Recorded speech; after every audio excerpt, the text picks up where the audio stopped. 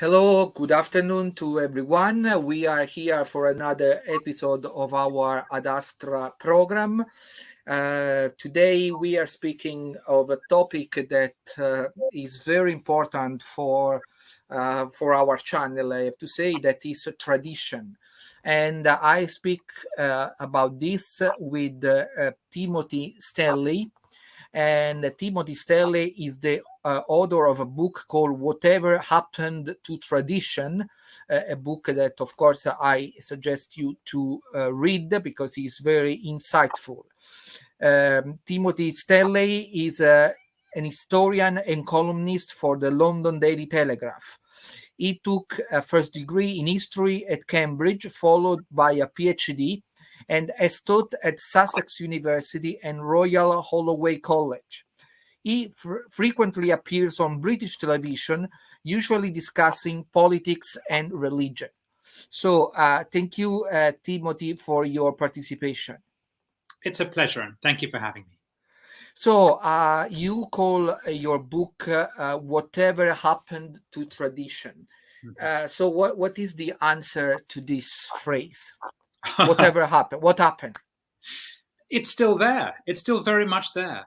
The question isn't whether or not tradition exists or has life or could be revived. The question is, why does it feel as though it has receded? Why do we lack some of the institutional strength, some of the cultural strength that it seemed we had a few decades ago? So the answer to the question that the book poses is partly actually that it's there and it can be revived, but it has come under something of an assault. But what is for you that create a danger to tradition? Because I know you speak about this in your book, but for you, what are the biggest dangers to tradition? There are a number of things which can have an effect upon tradition and make it wear down. One is an internal corruption of a tradition itself, so that tradition loses its vitality or it becomes stagnant. Another is technological and economic change, which can alter the conditions under which tradition usually flourishes.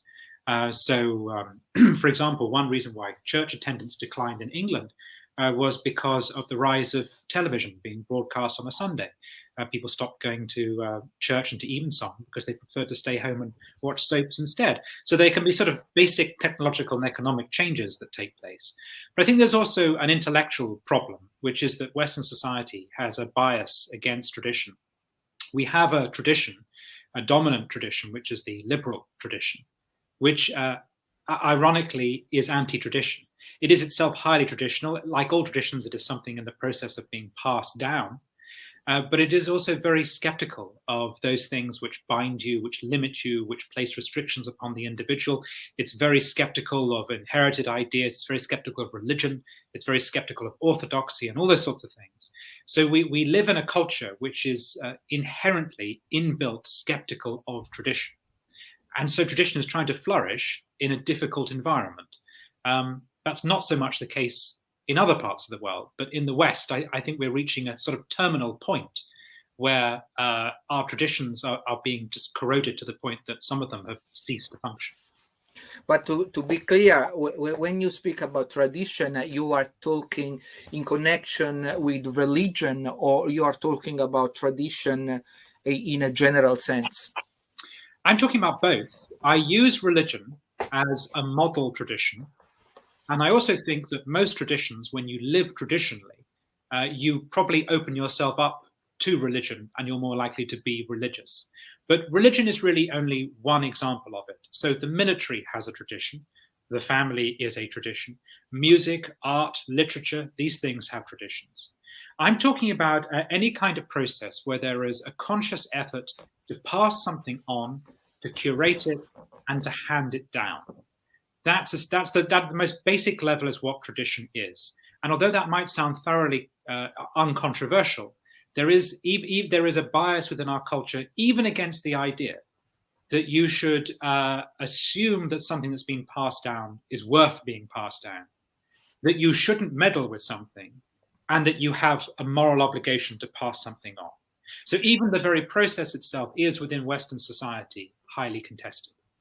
And this is maybe I say something that can be judged as controversial, but you are a British person, and usually the people from outside have the impression that British people, they are very traditional in their uses. Of course, this do not apply to everyone, but this is the impression that you are a country where you still have the monarchy, for example, that have a so big importance for the people.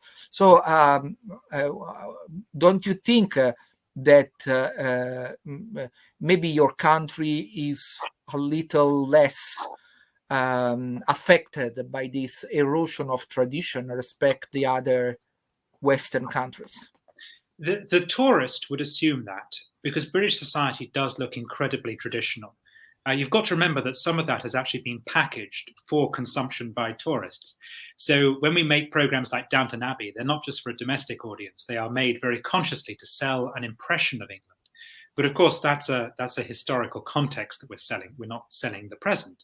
But nonetheless, I get it, that if you came to our country and you saw Horse Guards parade, or you went into Westminster Abbey, you'd think this is a very traditional society. The problem, I think, is that tradition in modern Britain is increasingly an artifact. It is not a lived thing. It is something being curated. It is something being put on display and is actually labeled consciously as tradition, because it's not something which is comfortably lived. So if those traditions were being lived, I think they would be reflected in a series of cultural attitudes which beneath the surface, I think, are gone. Traditional British attitudes towards, for instance, manners have completely changed. This is something which, when I was growing up, very strongly defined us. And we're really not very polite anymore at all. Attitudes like deference, chivalry, attitudes between the genders, attitudes between the classes. By the way, I'm not saying these things are inherently moral or good. I'm just saying that historically they are what defined us. They were traditionally British. And most of those things have gone. So if you visited us, you would look at the artifacts of our tradition and you'd say, that's proof that this society is still traditional. But the very fact that they are consciously put on display, the very fact that you can sum up Britishness in a parody and you can act it out, and the British people will very self-consciously act out being British for others, means that we're not actually living it. And I think you can probably extrapolate that across much of the West, where again an outsider might see a church on every street corner and assume this is a Christian society. But not only are people not going to the churches, but they're also not very good Christians. They're not living by Christian ethics. And our entire moral and ethical system is clearly evolving into something very new and different. So I see a tension between, as I say, the artifacts of tradition and the lived experience, to borrow a horrible modern phrase. And in what you say, what is the role of the Anglican Church? That is the official church, in your country. So, what regarding the issue of tradition, because also, especially myself, I am a musician, and also we are accustomed to the idea of the wonderful choirs that sing the beautiful polyphonic music, and so that there is the cathedrals there. So there is this idea that the Anglicans, at least about ceremonies, they are still traditional. Yes, and the Anglican Church is a great example of what I'm describing about Britishness, in that the Anglican Church increasingly exists to curate culture, so that it will put money into the maintenance of good choirs and good music. And if you go to Evensong, this is not to downplay the spiritual significance of it, but one can enjoy it as a fantastically put together musical experience. So the Anglican Church, I love it because it preserves much of British culture and identity. The problem is that curating is the right word. The actual reach of the Anglican Church, morally and spiritually, into the rest of society is very shallow. At present, we're not quite certain of the correct figures of how many people go to church every Sunday, but we're probably looking at a few 100,000. We're looking at a tiny number of people. And although attendance has never been massive in Britain, historically, that's really very poor. And it's in sharp contrast to the established constitutional role of the church. Again, as an outsider, you'd think this was a deeply Christian society because the church is a state church. Our bishops sit in the House of Lords. The Prime Minister has a role in appointing the Archbishop of Canterbury. The Queen is the head of the church. You would think that the Anglican Church was very much part of the fabric of the nation. Well, it is in its curation and in its constitutional role. But in terms of people's everyday experience, this is not a Protestant country anymore in the way it used to be. And not only does it not shape people's identity, people wouldn't instinctively say anymore, I am an Anglican in the way they would have done, but it also doesn't shape their manners, their morals, and their everyday behavior. So what you say is interesting, because you say that this facade of tradition that we experience is only a curated aspect. But so what is the soul, the traditional soul of Britain that we are missing? Oh gosh, well, here I have to be a good historian and throw caveats at the screen and say that the very nature of Britain is that of an evolving society. It's only about 300 years old anyway. We are a union of different nations, and we have very much invented our identity in that time in reaction to changing political and economic circumstance. So until about 50 years ago, when the empire ended and it became deeply unfashionable, Britishness and empire were inextricably linked. And that's a very distinct thing from being English. So what is Britishness is a very, very good question. I'm not entirely sure. I have friends who will say that it's to do with our language, that we are a very literate nation, that our identity really stems from the Reformation, the printing press, the works of Milton, Shakespeare, etc., that we are defined by that. Others will say that we are defined by our constitution, by Magna Carta, by Parliament, by our historic role as an evolving democracy. I think nations are defined by historical experience. I think it's all of those things wrapped up into one, and that they shape an identity and they shape a pattern of behavior and a sense of who oneself is. So if I had to say what Britishness is, I think it's the sum total of our historical experience. And the problem is that in the last 20 to 30 years, either this has not been taught well in schools, or it's just been forgotten, or more worryingly, that sum total of historical experience has become so controversial that we can't discuss it, or it's been politicized, or it's regarded as a bad thing. So we're going through a process in Britain right now of putting our entire past on trial, giving the impression that Britain is an inherently wicked nation, more wicked even than others. And that makes it very hard to have that healthy relationship with your past. Just as the individual needs to have a healthy relationship with their family's history, we need to have one too as a nation. And we're making it much harder to answer your question because we're really going to war with our own history and our own identity. But you are presenting a sort of idea of what is happening or what has happened in your country. So I want to know, according to your evaluation, how many people share your perception about this lack of, the real tradition? So how strong is in your country a position like your position? I think it's actually very strong. People might not articulate it the way I do, partly because I come from a very distinct religious perspective. Most people in Britain probably wouldn't see it that way.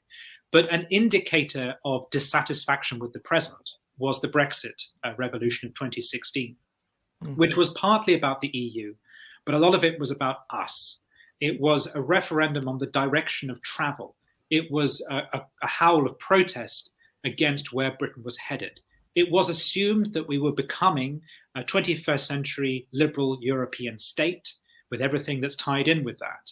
And I think a significant number of people, millions of people, voted no to that. They either wanted the process to stop or even to turn the clock back. And in fact, to go back to all that talk about the artifacts of tradition which are on display in British society, the irony is that we are at war with history, but also nostalgia is a thriving industry in my country. And again, I think that nostalgia is partly a vote of no confidence in the present. If people were happy with the present or excited about the future, they wouldn't spend so much time dwelling in the Edwardian, Victorian, or post-war past. But in Britain, they do. It's a thriving tourist industry, the past. So I think millions of people agree with me. They might not put it the way I do, but I think the sentiment is strong. So, and also this make me think about something you mentioned before. How come that also products like Downton Abbey or The Crown, they have a so big success? I mean, because these products are reproducing something that we may consider very traditional, so the monarchy or the old England. So it seems that the foreign people, the outsider people, like very much that idea of England as maybe the modern or thriving. So what do you think? Yes, I think that's absolutely right. One paradox of that is that in order to make those programs saleable, you have to rewrite the past. So it's set in the past, but it's not a realistic past. In the case of Downton Abbey, it's set in a period when actually those houses were in sharp decline. There was enormous class tension, and many people were giving up their servants because they didn't need them or they didn't want them, and there was so much tension in class relations. So it's a highly unrealistic representation of the period. And also, everyone in those programs always eventually, after some tension and contest, defers towards progressive values. There's always a plot line in which someone ends up being accepted for being gay, or someone marries someone of a different race or something like that. And initially there's a tension, but it's the program always situates history into a narrative of progress, which at the time many people would have resisted or not been conscious of. So there's always, in order to make that past acceptable, it almost has to be translated for the present audience, and that's one more reason why nostalgia tricks and defrauds people, because really they're celebrating an unrealistic representation of the past. But I remember I read an article by an Italian journalist that even if he admired your country, he said that lots of bad people, of bad things indeed came from your country. Many, indeed also, if we talk about religion, a lot of the strongest opponent to religion or public opponent are British scientists, Richard Dawkins, Christopher Hitchens. I mean, there are others also that we can mention. And also, like for music, the revolution in music, certainly, you had the Beatles, you had the Rolling Stones, or we go to science, the theory of evolution with Darwin. I mean, there are a lot of things. Also, if I'm not mistaken, the eugenetics theories come from your country. So, how you explain when we consider that your country was evangelized very early, indeed, so it's one of the I noticed when I wrote my history of Catholic sacred music that indeed is one of the earliest country evangelized, and you have a huge history of Christianity. So how you explain this contrast between the two things? We do have a big history of Christianity, and that has been largely written out. It's not something we talk about a great deal in Britain, about medieval Christianity, which is a great pity. Instead, our identity stems more consciously from the Protestant Reformation. And I think that that's one explanation for everything you've just described, is that hardwired into that nascent British identity, really it's English at that time, but British later on, is the idea that this is a nation of individuals who prioritize the conscience and reason and rationality above all else. And we are constantly defining ourselves against what we would regard until quite late in our history as Catholic Europe, and a culture of deference and a culture of backwardness and repression. So that Protestant identity informs intellectual culture in England, and you end up with a school of Anglo-Saxon philosophy, which places a great deal of influence upon, as I say, the individual, innovation, the Enlightenment, humanism, etc., etc. So it's no surprise to me that British culture from the outside might seem like it's like that. The sad thing, as I say, is that we have a history before that. And by the way, some of that innovation is very good. And much of what the Enlightenment produces is excellent. I'm very proud of what my country has delivered to the world. But it's no surprise, given our history, that we prize the conscience in that way, and we prize science and experimentation. The only problem is we do have a habit of tearing things up and in the process of uprooting the tree, and forgetting that which came before it. And according to your observation, these kind of ideas that you are presenting in your book are also spread among the young people, or are only ideas that are presented or defended by people that is maybe over a certain age? Yes, I think that's correct. And that's partly because of the question of who controls the cultural institutions, who controls the media. And the media is dominated by people who, they preserve the artifacts of tradition. They preserve the curated historical nostalgic version, but they're not very keen on promoting the morals and ethics that go hand in hand with that. So it's an interesting question. Where do people hear about an alternative? Where do they get to hear about something older and a different way of living and a different ethic? And they get it from friends, they get it from encounters with older people, and they get it from online. But they're certainly not getting it promoted by schools or by education, because those things have taken a definite stand against that way of life. But it's interesting you mentioned about the media. I don't know if you had time to see our last episode, the past Sunday, where we talk about the power of media with a French conservative radio host. Mm-hmm. And but you also you write for the Guardian, so you are part of the media. So I write for the Telegraph. Sorry for the Telegraph. sorry for the Telegraph, and so you are part of this media landscape. So how you deal, because you say that the media is dominated by a certain narrative, and this is everywhere basically. Also in Italy is the same, and the United States is the same. So how you can survive when you are different? I mean, from what you say. Well, the answer partly is that I happen to have the pleasure and honor to work for the Telegraph, which is one of the few good conservative newspapers. So in that sense, I've fallen on my feet. But I do also do a lot of work with the BBC. And I think, and I'm often asking myself, why do they employ me, given my point of view?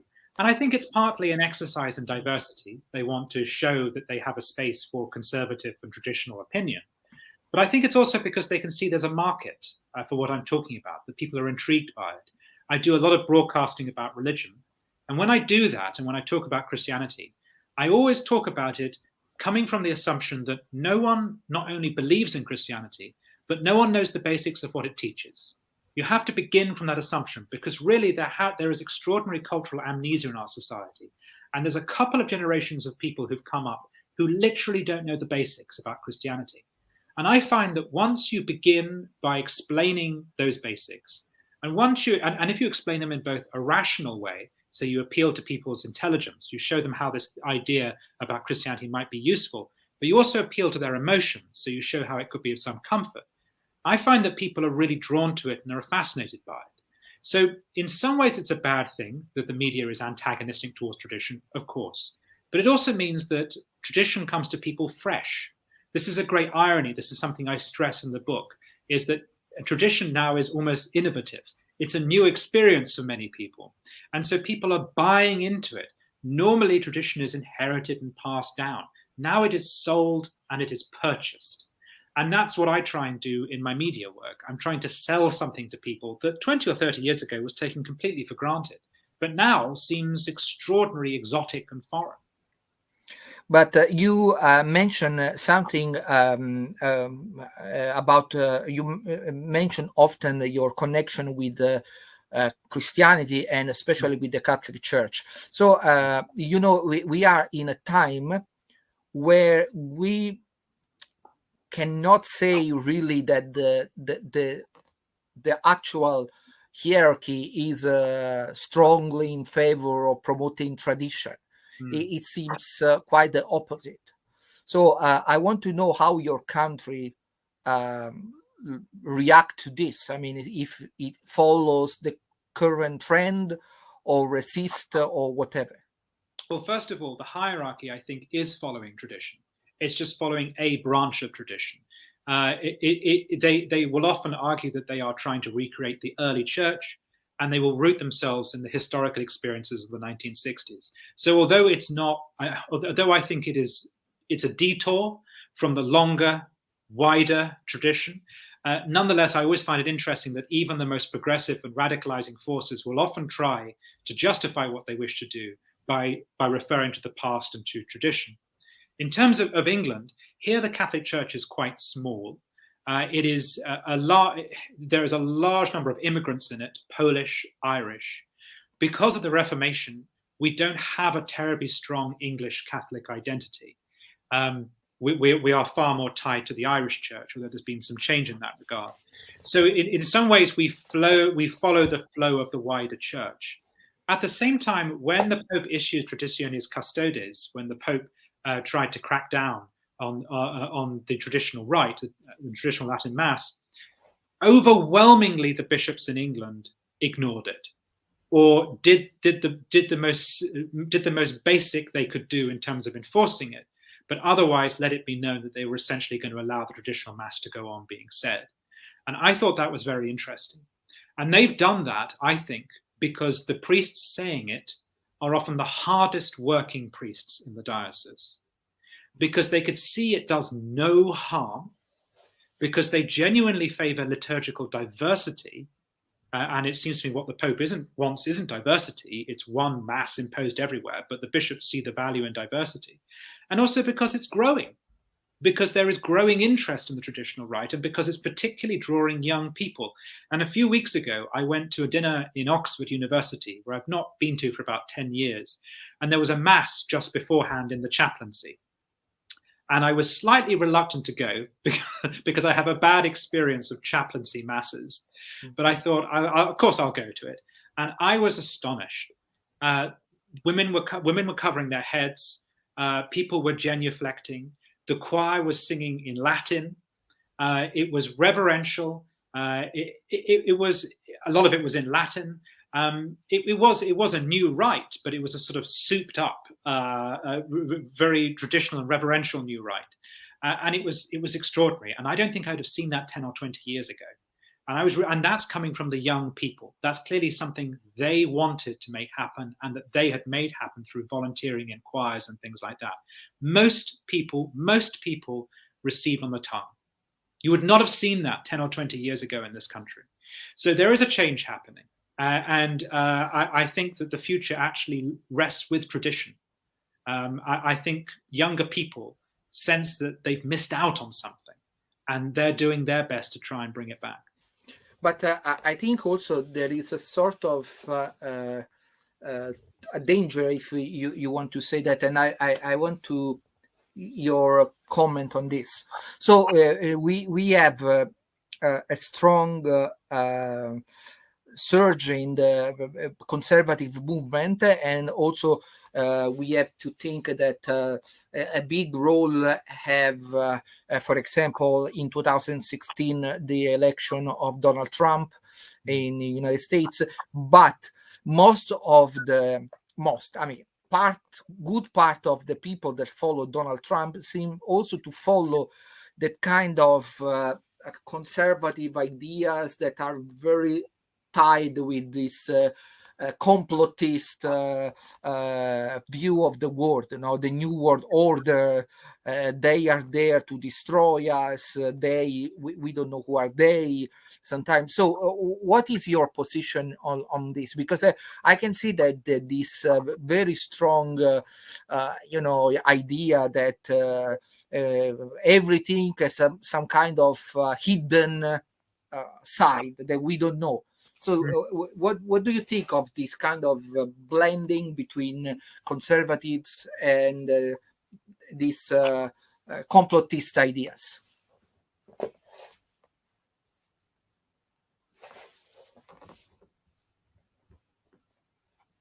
Oh, I'm sorry. I'm back. Yes, you're back. Hello? It's doing that. Yes. Hello? There is some problem with your connection.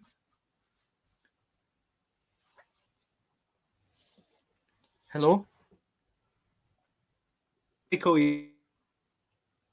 Yeah, I don't know why your connection. It was so good. It was very good. Now it's gone. Yes. Now I don't know why, because here I have the very strong connection. So I don't understand why.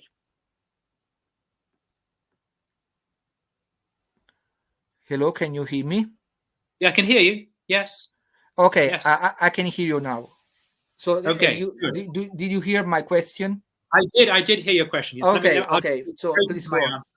I'll go straight to my answer. Conspiracy.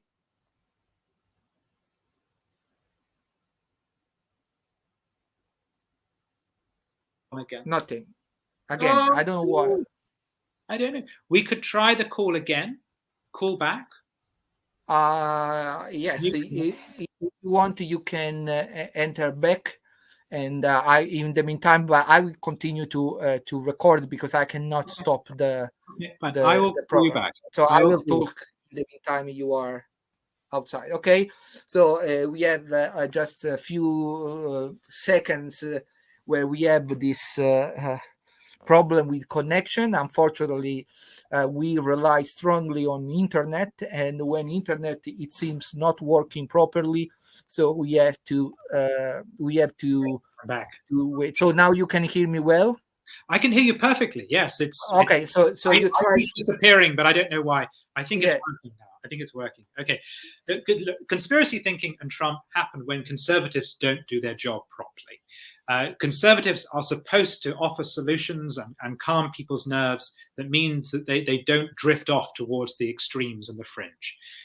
One of the reasons why we've had so many conservative revolutions and populist uprisings in the last few years is because conservative parties have lost their nerve. They're not terribly conservative. They don't address the issues which really concern people. Things like immigration was put on a back burner for far too long. So that's why those things happen. But so often what they can come up with is deeply unconservative. I know a lot of conservatives who regarded, for instance, Donald Trump as a useful weapon to use against the left. And they felt that it was precisely because he had no shame that he would attack the left in ways that right-wing people didn't have the nerve to. But I'm not sure that the result is very conservative or is indeed very Christian. There's something quite unchristian about Donald Trump's behavior, just as there's a great deal that's unchristian about any kind of prejudice or bigotry or fear. That's not very Christian. So I see these things as a symptom of conservative failure, but the solution is better mainstream conservatism, not giving in to the paranoias of the far right. And before going on, I want to remind our viewers that we are in Ritorna Itaca on YouTube. We are in my Twitter account, Aurelio Porfiri. We are on my fan page in Facebook, Aurelio Porfiri. If you want to be updated about all our program, please go to Telegram and look for Aurelio Porfiri's channel, and you can subscribe so you have all my articles, videos, events, books, and everything or mostly I'm doing. So I want to ask you about your book. Your book is quite recent, but I want to know if you have specific reactions to your book. There is a the reaction are the one you expected, or what? It's sold very well, which is the best reaction of all. I'm very pleased about that. It has had a good response, actually. I've been struck. I've been surprised because I decided to fill the book with examples that were non-Christian and non-Western, and I didn't know how people would respond to that. But actually, conservative readers have responded to it very well, and I think have enjoyed that aspect of it. So the response has been very warm, and actually I wrote the book hoping that left-wing people would read it in particular, and liberals would read it, and they would see that this is not a hostile argument, but that I was arguing that there's a risk that we all lose something. We all lose something if tradition dies, including the left and including liberals. And I think that message is coming through. I think people who read it can see that I'm not hostile. I just want them to rediscover what's best about their past as well. Okay, so thank you very much for your participation. And I want to remind our viewers that you are the author of Whatever Happened to Tradition, a book that I strongly advise you to read because will help you to, to reconsider the importance of tradition in our life. That, of course, is something that is really needed in not only in the UK, but all over the world, because we are living very difficult times, and a time where we are struck so strongly by these pandemics, and of course tradition or traditional values would help us to face these great great troubles that we are all in with maybe a better attitude. So I want to thank you again for your kindness to give us some of your time to talk with us. And I want to also thank the people that will see this video, and to tell everyone that I will see you at our next program. So thank you very much. Thank you.